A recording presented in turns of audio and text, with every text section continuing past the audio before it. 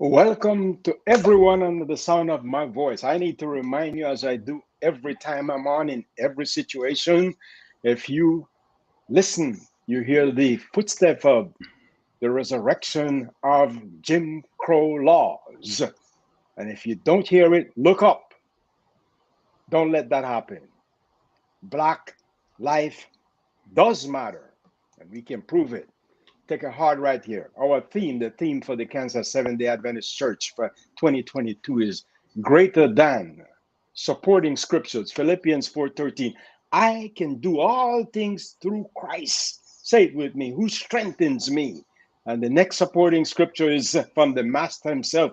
Matthew 19:26. It says, with man this is impossible, but with God all things are what?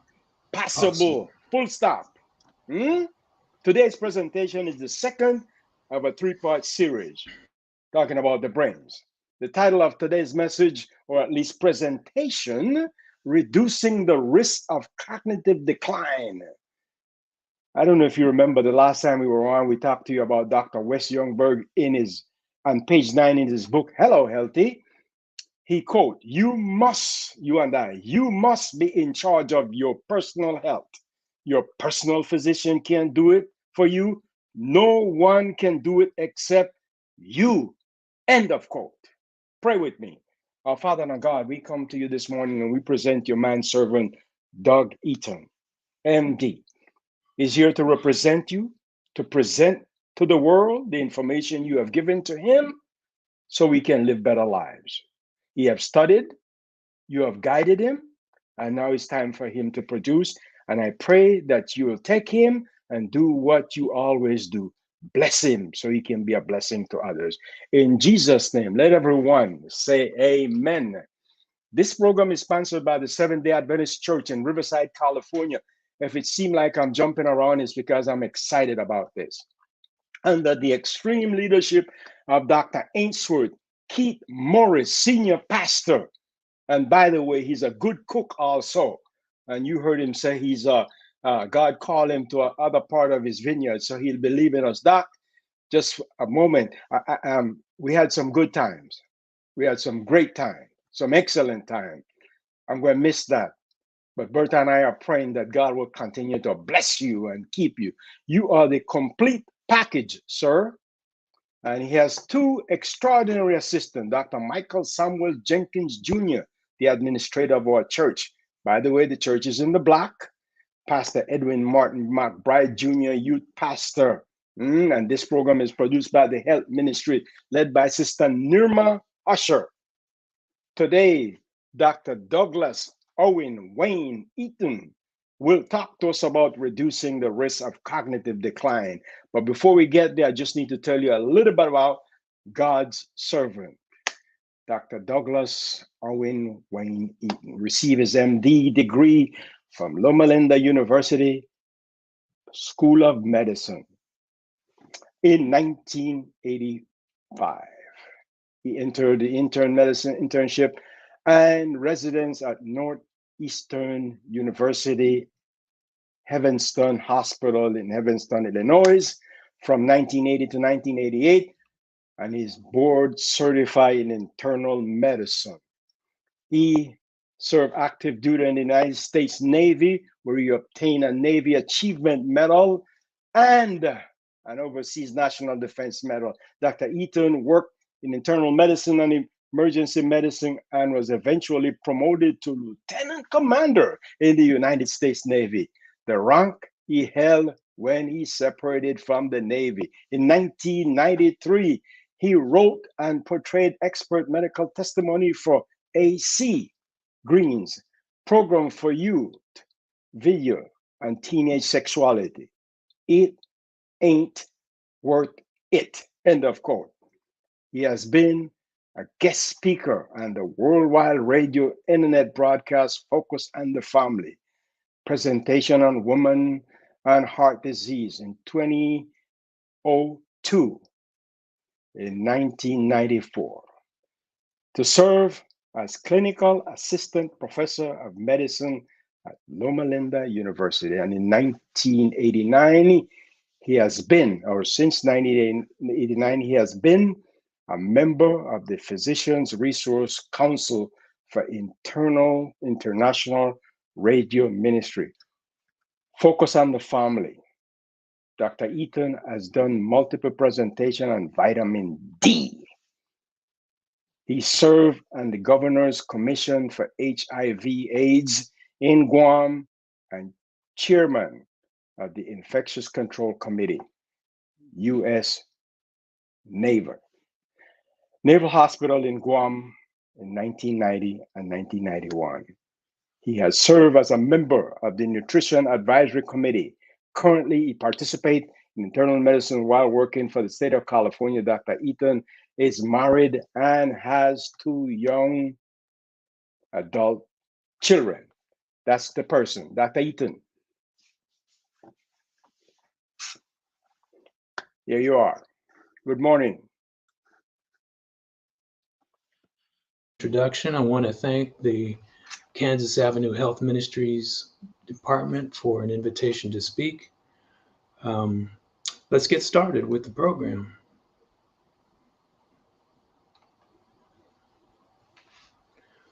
Okay, our program today is entitled Reducing the Risk of Cognitive Decline.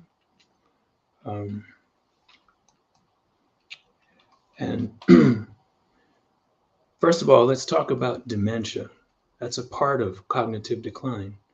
And dementia represents hang on a second. Okay.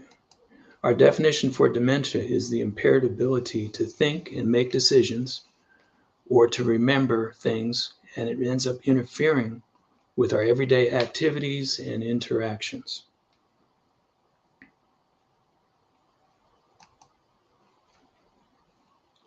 Now, there are over 10 different types of dementia. Normally, when we think about dementia, we tend to think of Alzheimer's disease, but there are many other types of dementia.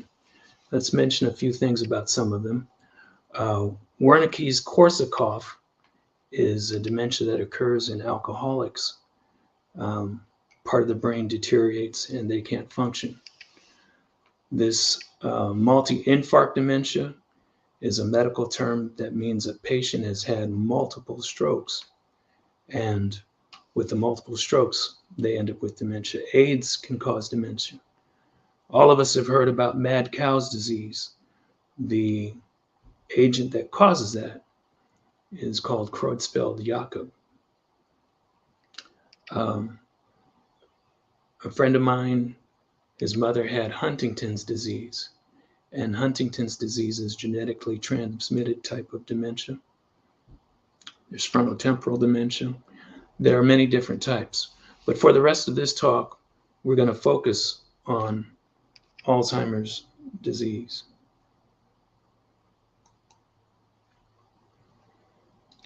Now, when you go to the doctor and they're trying to assess whether or not you may have dementia, there are several different things that are looked at. Things like memory, your ability to reason, your ability to have visual spatial relationships appropriately, your language command, and whether or not there may be any personality changes. There are different tests that are used for that. Things like the mini mental status examination or a mini cog test. There are several different tests that can be used to make these assessments. And your doctor will go through these things and create scores to come up with a likelihood of dementia. Additionally, sometimes blood tests are done to make sure that there's no medical reason for a change in your thinking, such as your B12 level, whether someone may have an infection with syphilis, whether there are thyroid problems,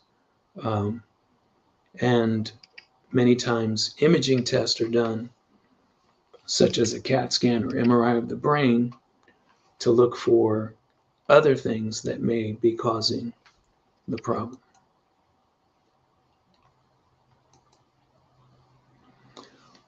What are some of the risk factors for dementia? Well, older age, Your genetics and your family history, we're going to say a little bit more about that. Um, Chronic diseases, and many chronic diseases have vascular injuries associated with them. This can include the diabetes um, spectrum of illnesses, hypertension, stroke, high cholesterol, obesity, sleep apnea, smokers, those who have ingested large amounts of alcohol or may have elevated homocysteine levels. Heavy metal toxicity. Um, Various metals can accumulate in the body, such as iron, copper, aluminum, and an excess of metals can be a risk factor for Alzheimer's. Chronic stress. This is another risk factor. Sedentary lifestyle. Some people have had head injuries and sometimes repeated head injuries. And we sometimes will make a diagnosis of traumatic brain injury or chronic traumatic encephalopathy. And unfortunately, female gender is also a risk factor for Alzheimer's disease.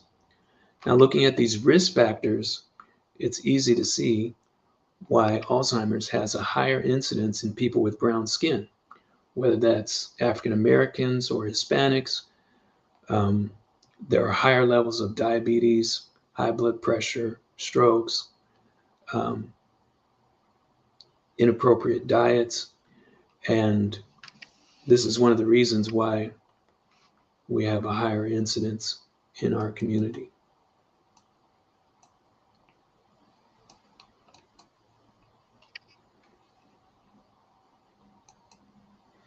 Now let's look at the genetics. There are more than one gene that play a role in the development of Alzheimer's. Um, the ApoE genes can be an ApoE2, an ApoE3, and ApoE4. And you'll generally get one of each of these genes from each parent. So you could have 2, 3, but if you get ApoE4 from one parent, there's a 3 times greater risk of Alzheimer's. And if you get ApoE4 from 2 parents, then there's a 9 to 10 times or more higher risk of Alzheimer's. Now, there are companies like 23andMe that you can submit saliva samples and have your DNA tested and evaluate your ApoE4 risk. But maybe it's better to treat yourself as if you have ApoE4 from each parent. And then you can make healthy choices that would reduce your risk. And the benefit is it not only reduces your risk of Alzheimer's, but would end up reducing your risk of other cardiovascular diseases, cancers, etc.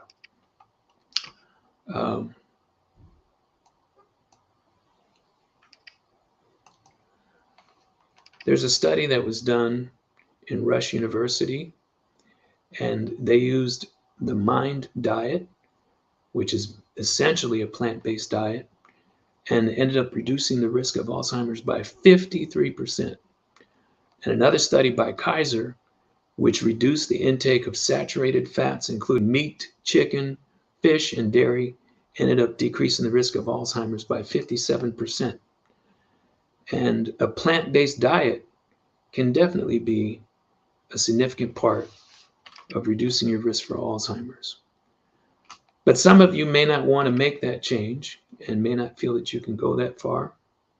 But if you can at least go to vegetarian, like a lacto-ovo vegetarian, that will reduce some of your risk. It doesn't work as well as a plant-based diet. And if you can't do that, you could be pescatarian and incorporate some fish in your diet. But as you move away from plant-based diet, your results tend to decline also. So what is the general risk of Alzheimer's disease? Well, at age 65, it's approximately 1 in 10. If we keep living and we hit 75, it goes to 1 in 5. And at age 85, it's every other person can have Alzheimer's disease. So what are we going to do about that? Dr. Tanzi came up with an acronym called Shield Your Mind, and we're going to look at some of the components of shielding your mind. So the S in SHIELD stands for sleep. Now the goal for sleep would be 8 hours of sleep per night. But we're not always able to obtain 8 hours of sleep per night. The sleep doesn't have to be continuous. If you can get at least 5 to 6 hours of sleep, you may want to try to compensate by taking a 1 or 2 hour nap during the day. And that may help with this. What happens is when we're sleeping, there is a system in the brain called glymphatics. Now, some of us have heard of the lymphatic system in the body that helps to clear things out of the body. Well, in the brain, they found a similar system, but it's totally separate from the body system, and it was named glymphatics. But that glymphatic system for sweeping things out of your brain, like amyloid plaques, only works when you're sleeping. So we need you to get good sleep at night. Now, some of us have sleep issues, such as snoring at night, being sleepy the next day, and there may be a risk for sleep apnea. And you can talk to your doctor about this and get tested for it. And there may be a CPAP machine in your future, which can help to keep your airway open and prevent sleep apnea from interrupting your sleep and ruining your glymphatic clearing of amyloid plaques in the brain. Let's talk for a moment about some good sleep habits. Try to go to bed at the same time each night. Try to have a darkened room, or maybe use blinders, which can help to keep light in the room away from you, as well as reduce the risk that sunlight will wake you up earlier than you want to get up. You don't want to hang out in your bed hoping to go to sleep, because this may teach your brain that the bedroom is a place to stay awake. Don't get in bed unless you're sleepy. Regarding sleep issues, don't stay in bed unless you're asleep. Keep the room cool, dark, quiet, and without media such as television. And of course, no caffeine, tobacco, or alcohol products. There's an invention from Deepak Chopra and some scientists associated with him that developed glasses for light and sound therapy. These glasses can help you to go into a deep sleep state. Check with me later. My pair is on the way. I'm going to see if that can help to improve my own sleep. These devices may be a little bit expensive, but it may be worth it. The website is there, toolsforwellness.com. And if you're interested, make a note of that.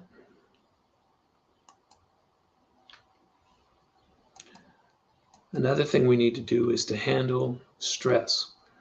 Now, there are many ways to deal with stress, and that can include things like prayer, meditating on scripture, activities such as cooking, reading, writing, journaling, and music.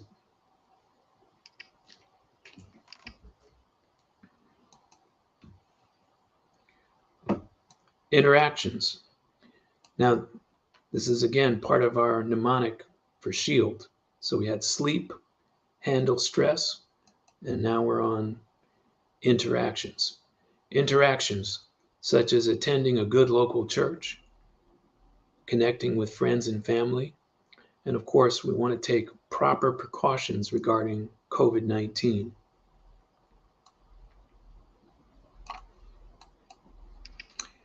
The E in SHIELD is for exercise, as you might have imagined. Exercise can increase our level of brain-derived neurotropic factor.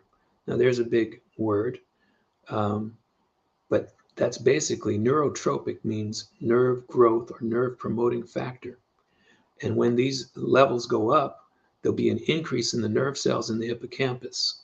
The hippocampus is a part of our brain where memories, short-term memories, are stored. Any level of exercise is better than nothing. Some researchers even feel that the number one thing you can do to promote brain health and reduce Alzheimer's risk is exercise. So then imagine we're combining exercise with our plant-based diet, and we start to see the efficiency of reducing our Alzheimer's risk improve. So what are our exercise targets? Well, you can try to gradually work up to 15 minutes a day of daily walking, or 30 minutes of walking 5 days a week. Either of these can help to slash your risk.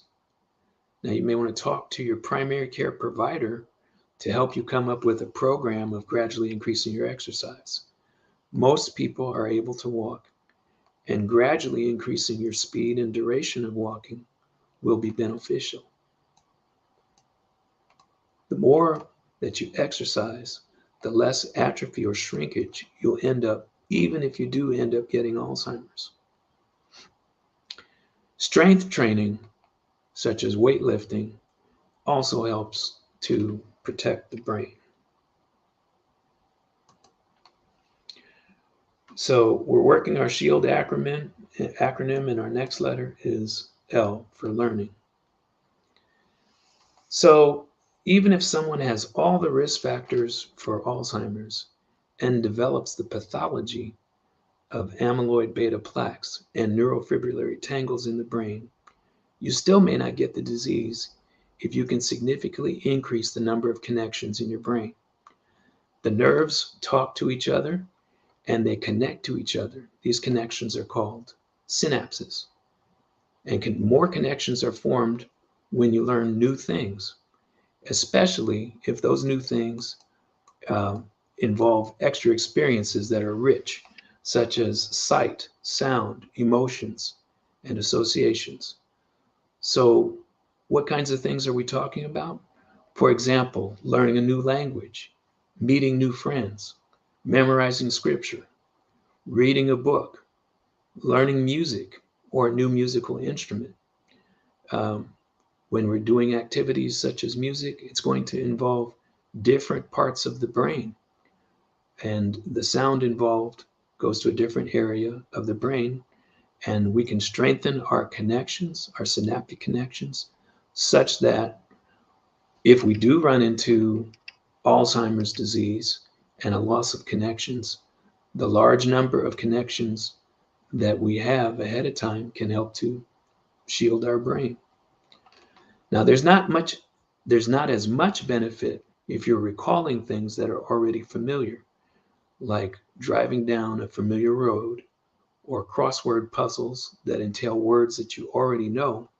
It doesn't cause the forming of new connections in the same manner that learning new things would. The last letter in SHIELD is, of course, diet. Now, we've already discussed how you can decrease your risk through a plant-based diet. But if you feel you can't do that, try to come as close as possible. I used to have some patients who came up with something. I wish I had come up with it. They called it Meatless Monday, and they dedicated 1 day a week to going plant-based. And once you realize that you can live that way and tolerate it 1 day a week, maybe you'll be able to increase the number of days per week. A gradual change is okay. Now, there's a website. I don't have it listed here, but there's a website for the Physicians Committee on Responsible Medicine.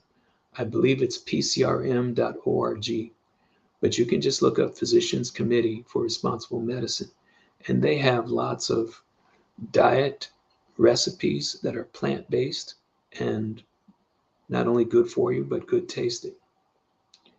In the process of our concern for diet, we also want to recommend water as the best form of hydration, and you should use this to replace other beverages. Now, when we're eating, the foods that you eat end up feeding and determining the bacteria that will grow in your intestinal system. These bacteria are called the microbiome, and they have found that they play a role in the formation of plaque in the brain. Research is now showing that some of these plaques in the brain are a part of the brain's response to infections and toxins.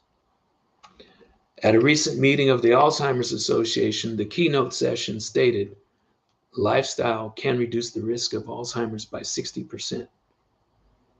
And some of the attendees, like Doctors Shirazi, who work at Loma Linda, were excited to hear this because they used to say there was no relationship. And then gradually they said, well, maybe it could reduce the risk by 15%.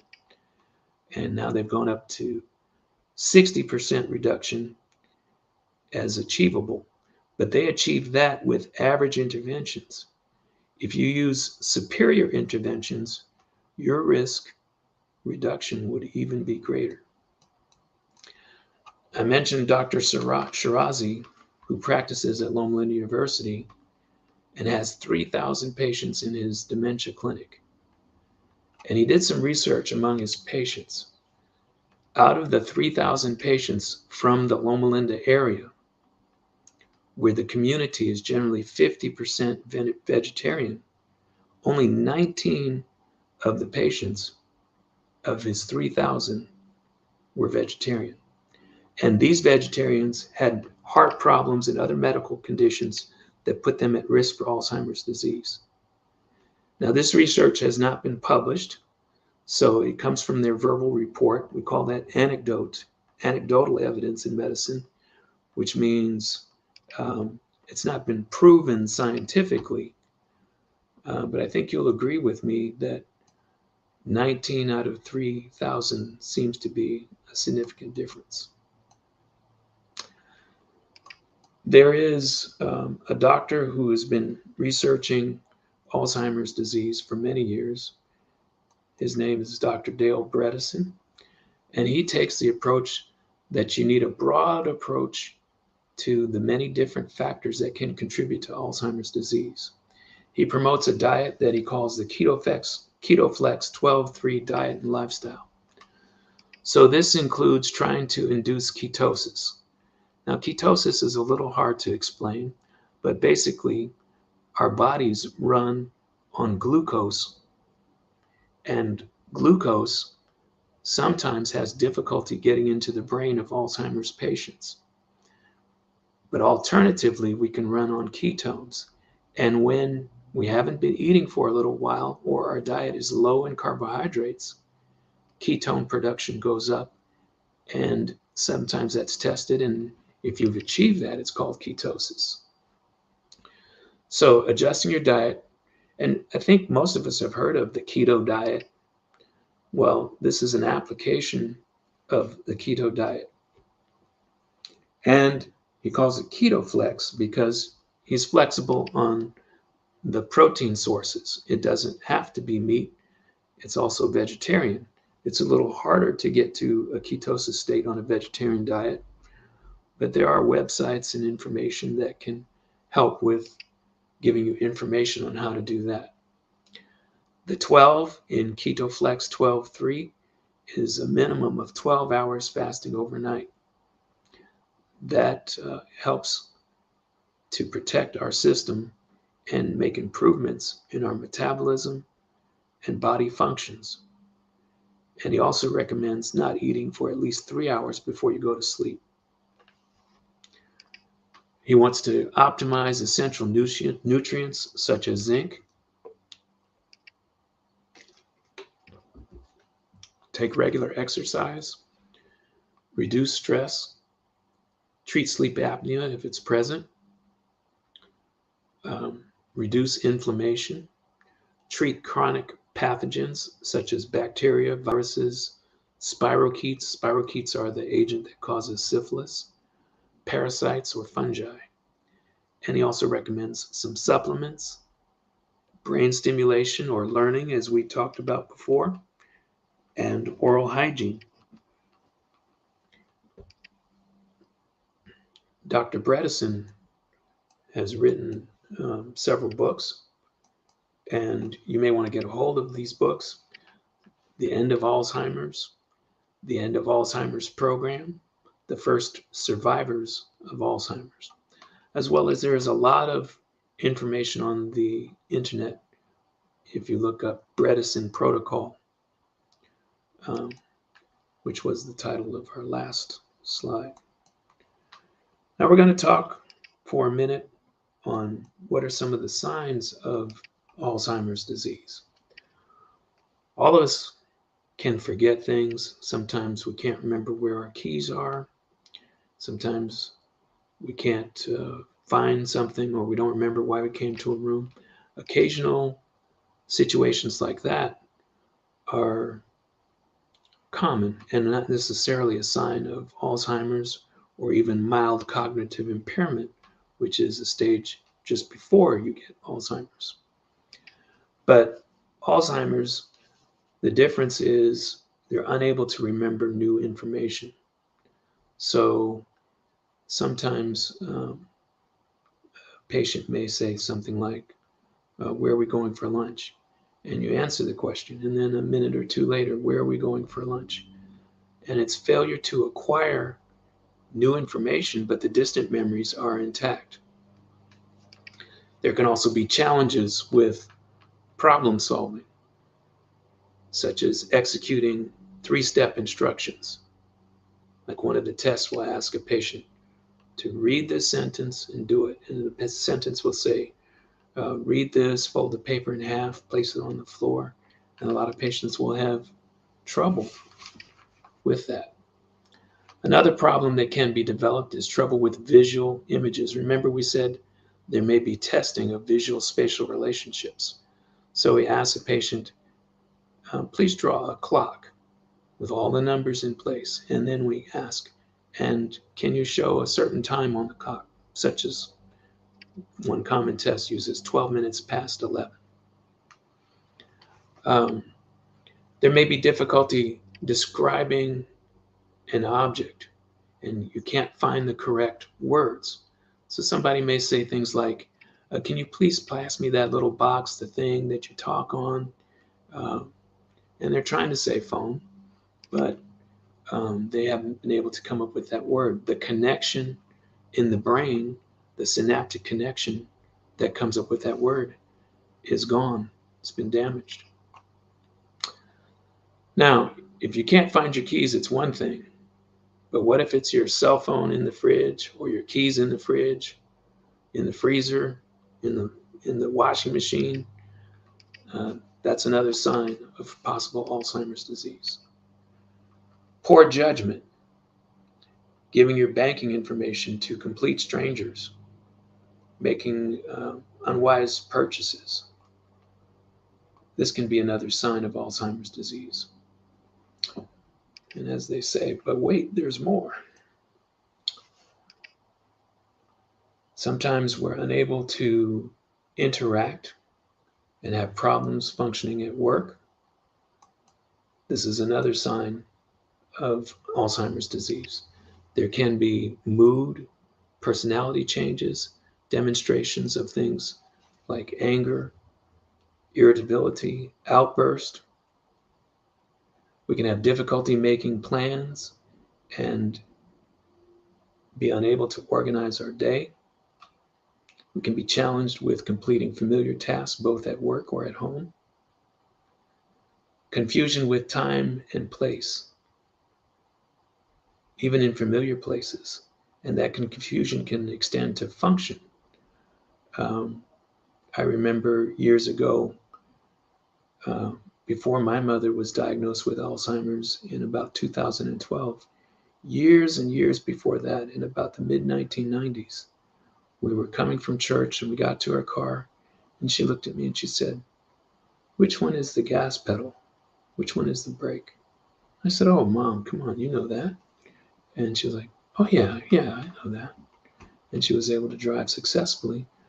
But that story also helps to illustrate the point that Alzheimer's can be brewing for a long period of time um, before it becomes manifest and is easier to diagnose. Sometimes you may come to the home of a patient who's transitioning from cognitive impairment to Alzheimer's, and the refrigerator may be covered with sticky notes and reminders. All of these can be signs of Alzheimer's. Now, in the introduction, Guillermo made a point of saying I've done some presentations on vitamin D. Well, what do you know? Um, Vitamin D is also involved in Alzheimer's. So there's an article in Nature magazine, which is a famous magazine in the scientific community, entitled Vitamin D3 Administration Prevented Memory Deficits and Alteration of Biochemical Parameters that were induced by chronic mild stress in rats. So how does that work? Well, if you're low on vitamin D, a chronic deficiency of vitamin D results in um, a decrease in BDNF levels. Now, if you remember, BDNF stood for brain-derived neurotropic factor. These are the factors that cause nerves to grow. And as a result, this leads to a decrease in nerve production and degeneration of neurons in the hippocampus of the brain, where we store our short-term memories. There's also an increase in amyloid plaque formation, which then results in cognitive deficits and memory dysfunction. So they had rats that were genetically bred to give us to give a similar pattern to Alzheimer's in human, and they fed these rats vitamin D supplementation, and they noted a decrease in the oxidative stress, and it prevented some of the neuronal death by activating macrophages and the microglia cells in the brain, which then turned around and started to eliminate some of the amyloid beta plaques. Now, these are observational studies, and that means that you can observe these effects, but once you observe these effects, you have to do more testing, such as vitamin D supplementation, to in fact prove that it helps to prevent or at least significantly reduce the risk of Alzheimer's. So it hasn't been proven to do that, but it has many other benefits. And I won't go into a vitamin D lecture at this time. Now, there's a company that came up with something very interesting. So we're going to talk about this briefly.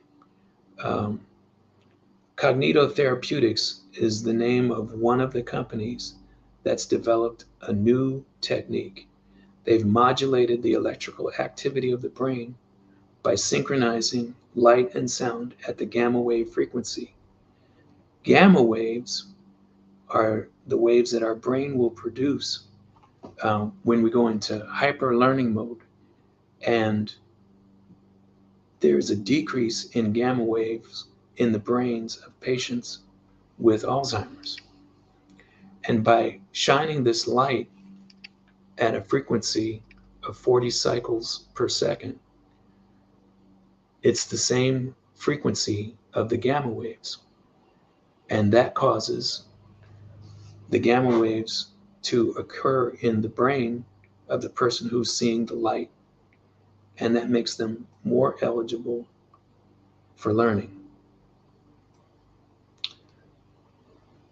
So a lot of people have approached Alzheimer's from the standpoint of trying to get rid of abnormal plaques and tangles. They shine a light in your eyes, and as a result of this, your ability to think and remember can significantly improve. Let me just show you a couple more things. Now, my executive producer, my wife Lori, would not authorize me to do this, but I wanted to show you real quick.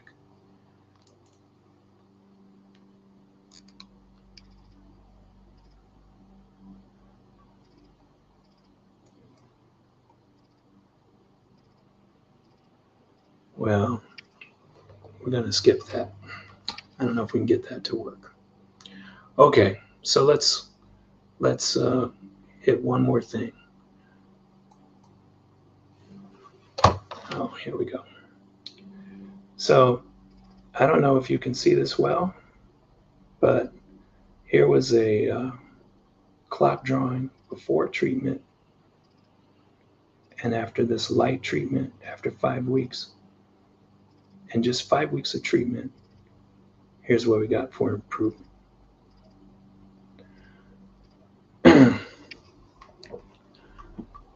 All right, the last thing we're going to say before we take questions is a little bit controversial.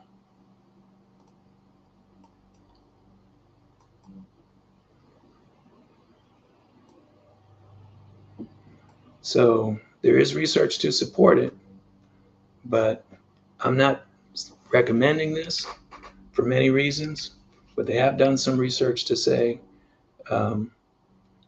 that THC, which is a product that's found in marijuana, can help to clear amyloid out of the brain and may show some potential benefits. But other medical professionals such as myself are concerned about the addictive potential and the potential for harm. But in the interest of just science, I'll mention it to you. All right. And these are some acknowledgments where some material came from. And I want to acknowledge, of course, my wife, Lori, who greatly helped with slide production. And I want to thank you for your attention. Okay, let's see if there are any questions out there. Oh, yeah, Doc, that was awesome. Are you there? Yes, sir. All right, hold on just a moment here. All right. Doc Morris, can you? Oh, here we go. All right. Oh, come on. Hold on just a moment. Doc, all right, here we go. First slide. Here's your wife, Lori. Good morning, sis. All right. Here's another one from Maria Thorne. Good information. Next one, Maria Thorne. How do we know if getting certain elements, and you see it there, cognitive decline and not a normal, or we're having Alzheimer's? How do we know that? Well, as I was saying, there's a difference between some normal mild forgetfulness and failure to acquire information. So it's when things have to be repeated to you several times and you still can't collect that information. That starts to be more suggestive of Alzheimer's. Okay. All right. Here's another one right here. She says, this is amazing. Plant-based lifestyle does work. All right. Yes, and we got that right from the Creator, because when Adam and Eve were in the garden, he told them fruits, nuts, and grains would be the diet. And when God told Noah, hey, your days will be limited to 120 years, he said, go ahead and eat meat when you get off the ark. Sure Dr. enough. Gordon said, sorry, Dr. Gordon is asking, Doctor, you mentioned supplements. What role does supplements play in preventing cognitive decline? That's a good question, and I'm probably not prepared to answer that because I have to do more research to know which ones are safe. But if you were to find out about the Bredesen protocol and some of the books that he recommends, he's got some research on which supplements, and you may want to refer to that. Here we go. Jewel Kibble. And that when you look at the keys, you don't recognize the keys as your own. Go ahead, Doc. Well, hopefully you don't put them in the wrong car or start driving the wrong way. I've heard stories of people that have to have their license taken away, and that brings up a good point. Most of you may not know this, but let's say you have a family member who has an issue and you're concerned about their driving, but yet they may be functioning well enough to be insulted if you try to take the keys away from them. Well, you can contact the DMV and report them to the DMV, and you can also check the box that says keep this report anonymous. Okay, that's good information. Thank you, Doc. Here's another one right here. It says, what role inflammation plays in cognitive decline? Oh, that's a whole nother lecture. But um, the inflammation can be associated with infection. It can be various infections from, for example, herpes. You know, there's the sexually transmitted herpes, but there's also the more common herpes type 1, which is the oral lesion. All of these viruses and other bacteria, if you have poor oral hygiene, can Hmm. try to put an attack on the brain. And the brain tries to resolve this by using amyloid. And in the production of the amyloid, that ends up having adverse effects when that builds up to too much of a level. The levels build up when other things happen, such as poor sleep. And then you don't have the lymphatic system to sweep that stuff out. All right, Doc. Here's one from my executive producer. Starting at what age should a person get assessed for cognitive decline? Well, Dr. Bredesen recommends a cognoscopy. We've heard of colonoscopies. He Yes, recommends cognoscopies to begin at age 45. yes. But if you're going to do that, you'd have to find someone who's familiar with his protocol. He used to be at UCLA, but now he works with a company, I believe it's called Apollo. And I think they have a list of people who are trained in their techniques. Yes. Yeah, they're located in Texas, and there are people who are trained in their techniques in other parts of the country. And so you can find someone who is able to give a cognoscopy. A lot of the tests that are more commonly used in your doctor's office that I mentioned, like the mini mental status examination, they're better at detecting Alzheimer's than they are at detecting, say, mild cognitive impairment. Doc, to mention, yes, and there's a list for California of the people that he trained, and on there, there's a doctor right here in Temecula. He'll be on in a month following up the third part of it, so he'll bring specific information. Dr. Gordon is asking you. You mentioned that Alzheimer's can be brewing for a long time. How do you identify cognitive decline during the beginning stages? Also. Yeah, that's a little bit harder to do. Um, and I think that's part of the Bredesen protocol that they may have some tests available that are able to do that. Mhm. I don't know a great answer to that question because I'm more familiar with the tests that are specifically for Alzheimer's. But we're working on that, and you may want to check the Bredesen protocol and see what they have to say if they can identify mild cognitive impairment. Um, I can tell you this, though, that research that we mentioned with the light therapy, Mhm. that seems to make improvements before people get to end stage Alzheimer's. And they're studying it both for mild and moderate Alzheimer's, but also they're trying to do studies on mild cognitive impairment. I'm not sure if their device is available yet for public use, but you can contact the company at the cognitotherapeutics.com website that we mentioned. Okay. Got you, Doc. Here we go. And we're coming down here. We have, let me put some, here's Maria Maixe. Excellent presentation. Dr. Gordon, awesome presentation, Dr. Eaton. Here is your executive, Laurie Preston. How do you find out genetic predisposition to Alzheimer's disease? Okay, so Yes, as we mentioned, you can get the testing done at companies like 23andMe and Mhm. specifically look for that ApoE4 gene. Yes. Hopefully, you have no copies. If you have one copy, that's about 3, 4 times the risk of Alzheimer's. If you have both copies, you got one of those ApoE4s from each parent, then you may be at 9 or 10 or more times risk. But Mm. that company, and there are other companies, um, analyzes your DNA, and that's one of the genes that they can look for. All right. Here we go.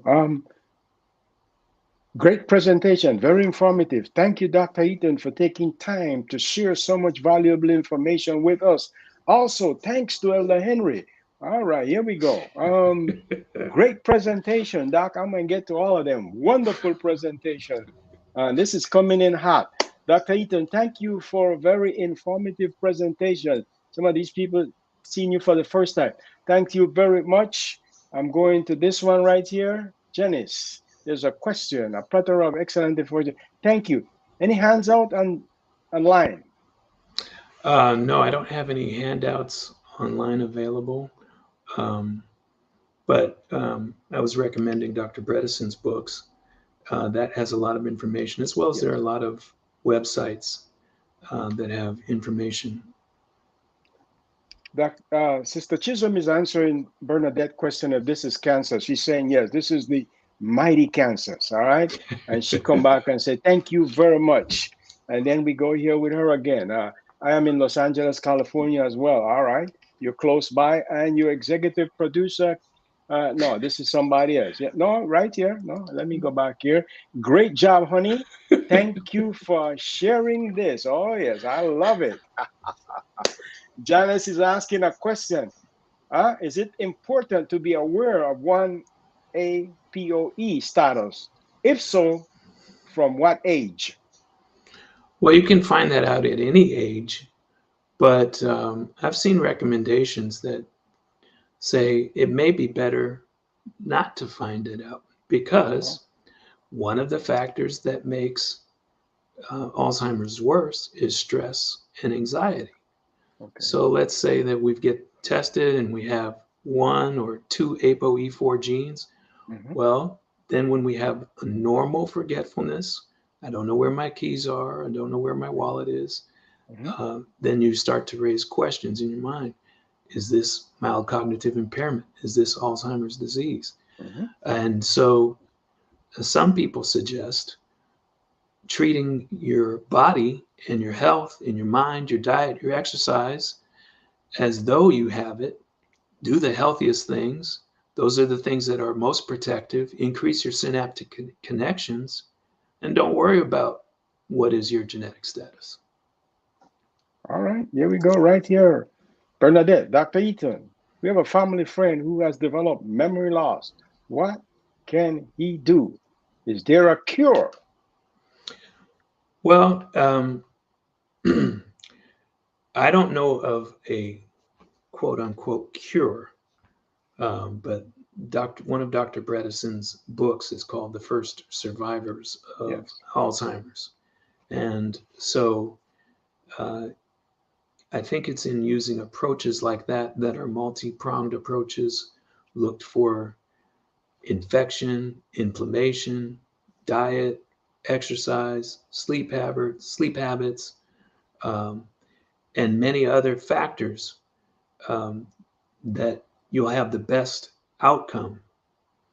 And increasing the neuronal connections through learning new things, that helps.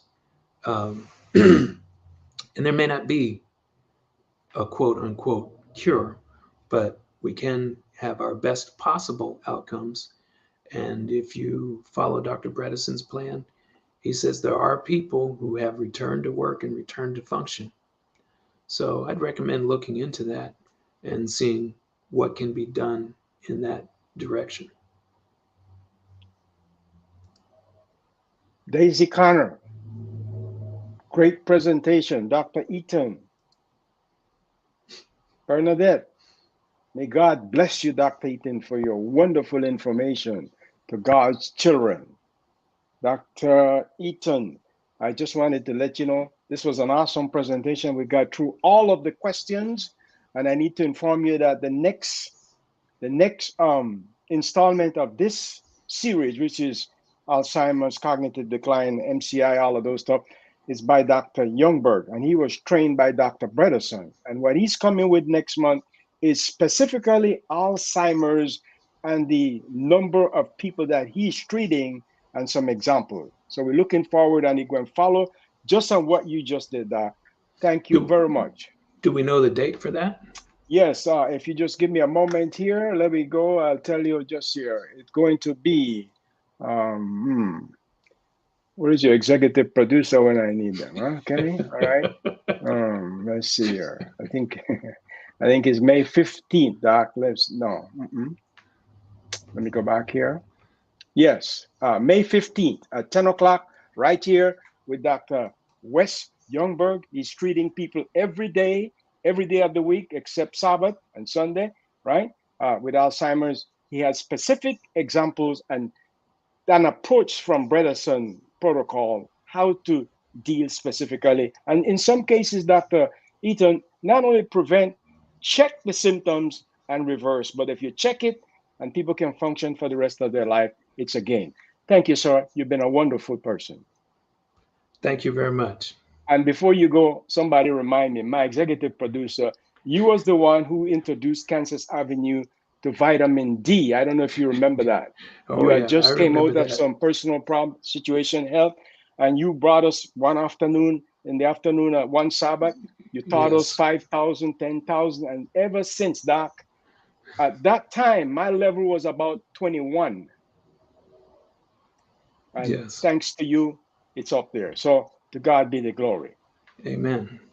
Have a wonderful day. Ladies and gentlemen, this was a presentation from your mighty Kansas Avenue Seventh-day Adventist Church, led by the leader, Dr. Ainsworth Keith Morris. I was tempted to say defector, but no, Doc, we're happy for you. All right?